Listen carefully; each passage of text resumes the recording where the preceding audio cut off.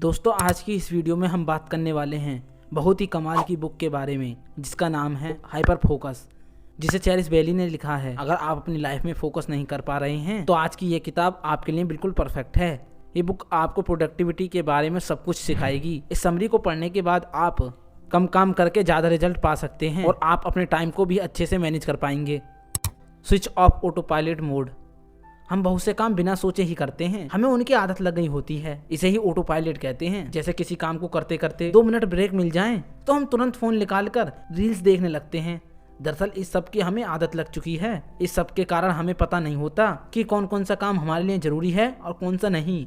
हम कभी भी काम को डिवाइड नहीं करते और हम यह भी नहीं सोचते कि किस काम के लिए हमें ज़्यादा फोकस लगाने की ज़रूरत है और किस काम को नहीं। इसलिए ऑथर कहते हैं कि हमें ऑटो पायलट मोड को बंद करना होगा। इसके लिए आप अपने सारे कामों को 4 भागों में बांट दो। नेसेसरी वर्क, ये वो काम होते हैं जो आपको करने बहुत ज़रूरी हैं, जैसे स्टडी करना, मीटिंग में जाना, मेडिटेशन करना, एक्सरसाइज करना।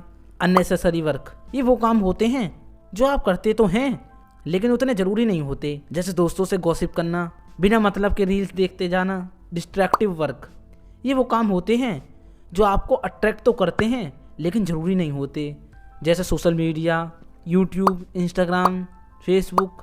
पर्पसफुल वर्क, ये वो काम होते हैं जो आपके पर्पस को कंप्लीट करते हैं, जैसे पढ़ लिख कर आपको डॉक्टर, इंजीनियर, आईपीएस या आईएएस बनना है। इस सब कामों में से आपको सबसे ज़्यादा फोकस पर्पसफुल वर्क में लगाना चाहिए। स्टेज ऑफ हाइपर फोकस, किसी भी काम में हाइपर फोकस बढ़ाने के लिए ये 4 स्टेज होती हैं। चूज़, सबसे पहले उस ऑब्जेक्ट को चूज़ करें जिस पर आपको फोकस बढ़ाना है।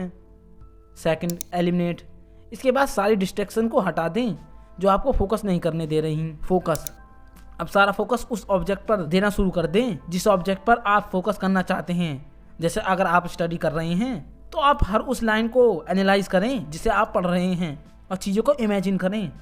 रीफोकस, ध्यान अगर भटक जाए तो जल्दी से उस पर वापस आएँ।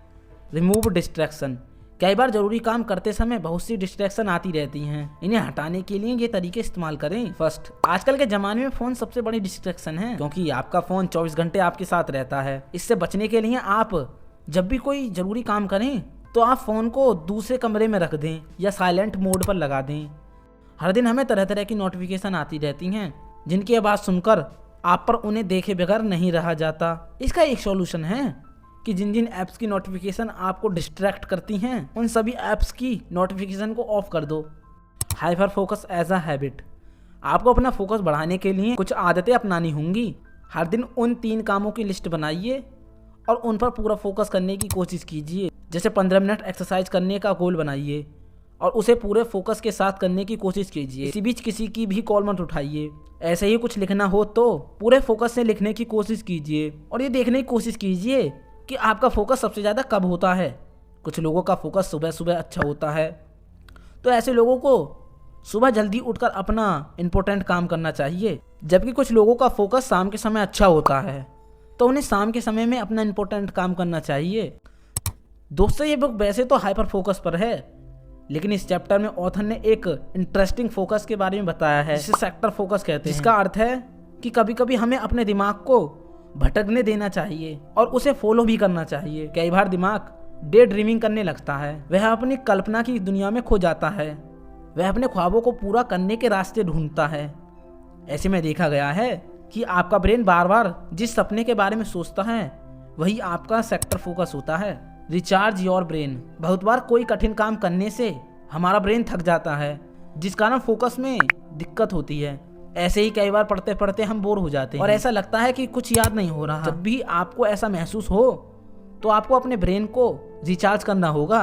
तो इसके लिए आपको 30 मिनट के काम में 5 मिनट का ब्रेक लेना चाहिए और 25 मिनट काम करना चाहिए। इस 5 मिनट के ब्रेक में आप थोड़ा वॉक कर सकते हो या आप अपना फेवरेट म्यूजिक सुन सकते हो। इससे आपका ब्रेन फिर से एक्टिवेट हो जाएगा।